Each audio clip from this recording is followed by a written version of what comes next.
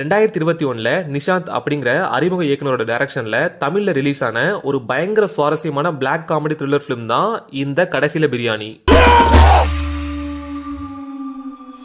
விஜய் சேதுபதியோட நரேஷன்ல தான் இந்த மொத்த கதையுமே டிராவல் ஆகும். இப்போ இந்த படத்தோட ஒன்லைன் என்னன்னா, பெரிய பாண்டி, இலா பாண்டி, சிக்கு பாண்டி அப்படின்னு 3 அண்ணன் தம்பிங்க தன்னோட அப்பா சாவுக்கு காரணமானவனை பழி வாங்கணும் அப்படின்னு கேரளால இருக்க வில்லனோட ரப்பர் பிளான்டேஷனுக்கு வரானுங்க.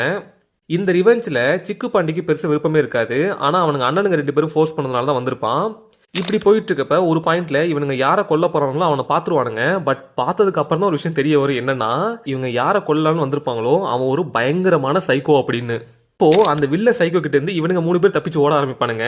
இப்போ இதுக்கப்புறம் இந்த கதையில நடக்கக்கூடிய எதிர்பாராத சம்பவங்கள் தான் இந்த கடைசியில பிரியாணி படத்தோட ஒரு ஒன்லைன். கண்டிப்பா இந்த படத்தை நீங்க ஃபேமிலியா சேர்ந்து பார்க்க முடியாது. ஆனா உங்களுக்கு ஒரு நல்ல பிளாக் காமெடி படம், அதுவும் நம்ம தமிழ்ல பார்க்கணும்னு நினைச்சீங்கன்னா அப்ப நீங்க பார்க்க வேண்டிய ஒரு படம் தான் இந்த கடைசியில பிரியாணி.